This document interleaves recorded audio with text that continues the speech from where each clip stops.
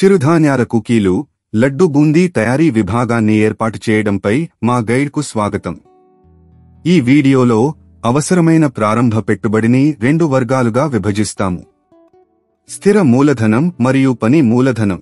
మొదట స్థిర మూలధనం గురించి మాట్లాడుకుందాం. ఒక చిన్న పరిమాణ యూనిట్ కోసం మీకు 5,50,000 రూపాయల స్థిర మూలధనం అవసరం.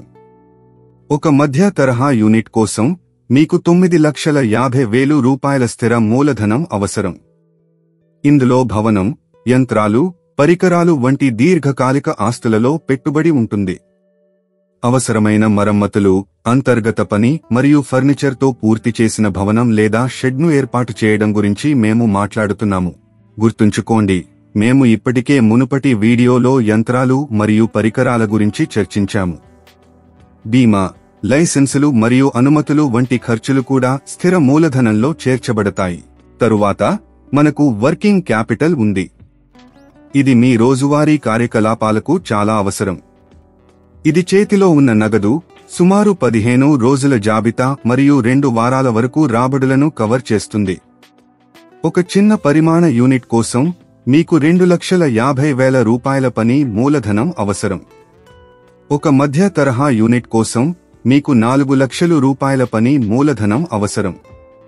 కొనుగోళ్లన్నీ నగదు రూపంలో జరిగాయని మేము భావిస్తున్నాము. వర్కింగ్ క్యాపిటల్ యొక్క ఈ గణన మీరు లాభదాయకతను చేరుకునే వరకు ప్రారంభ నగదు నష్టానికి కూడా కారణమవుతుంది.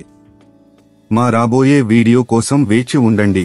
ఇక్కడ మేము త్వరగా లాభదాయకతను చేరుకోవడానికి ప్రారంభ ఖర్చులను తగ్గించే చిట్కాలను పంచుకుంటాము. కాబట్టి మీ చిరుధాన్యాల కుకీలు, లడ్డు బూందీ తయారీ యూనిట్కు మొత్తం మూలధన పెట్టుబడి చిన్న పరిమాణ యూనిట్కు 8 లక్షలు రూపాయలు మరియు మధ్య తరహా యూనిట్కు 13,50,000 రూపాయలు.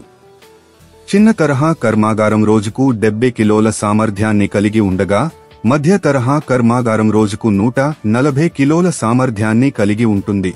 ఇది మీ వ్యాపారం కోసం మీకు స్పష్టమైన ఆర్థిక ప్రణాళికను అందిస్తుంది. ఈ మూలధనాన్ని ఎక్కడ నుండి పొందాలో అర్థం చేసుకోవడం, మీకు ఎంత అవసరమో తెలుసుకోవడం ఎంత ముఖ్యమో అంతే ముఖ్యం. స్థిర మూలధనం మరియు పని మూలధనం వేర్వేరు పాత్రలను కలిగి ఉంటాయి, అందువల్ల వాటి మూలాలు విభిన్నంగా ఉండాలి. స్థిర మూలధనం అనేది ప్లాంట్ మరియు యంత్రాలు వంటి మీ వ్యాపారంలో ఎక్కువ కాలం ఉండే ఆస్తులలో పెట్టుబడి పెట్టబడుతుంది. ఇది త్వరగా నగదుగా మారదు కాబట్టి దీనిని ఫిక్స్డ్ అని పిలుస్తారు. స్థిర మూలధనాన్ని సేకరించడానికి వ్యక్తిగత పొదుపులు, స్నేహితులు మరియు కుటుంబ సభ్యుల సహాయం, భాగస్వామ్యాలు లేదా లాభాలను తిరిగి పెట్టుబడి పెట్టడం వంటి తక్షణ తిరిగి చెల్లించాల్సిన అవసరం లేని దీర్ఘకాలిక సహన వనరులను పరిగణించండి. మరోవైపు వర్కింగ్ క్యాపిటల్ మీ రోజువారీ వ్యాపార కార్యకలాపాలకు జీవనాధారం. మీరు ముడి పదార్థాలను కొనుగోలు చేయడానికి మరియు నిర్వహణ ఖర్చులను భరించడానికి దీనిని ఉపయోగిస్తారు. దీనిని వర్కింగ్ క్యాపిటల్ అని పిలుస్తారు, ఎందుకంటే ఇది మీ అమ్మకాల చక్రంతో కదులుతూ ఉంటుంది.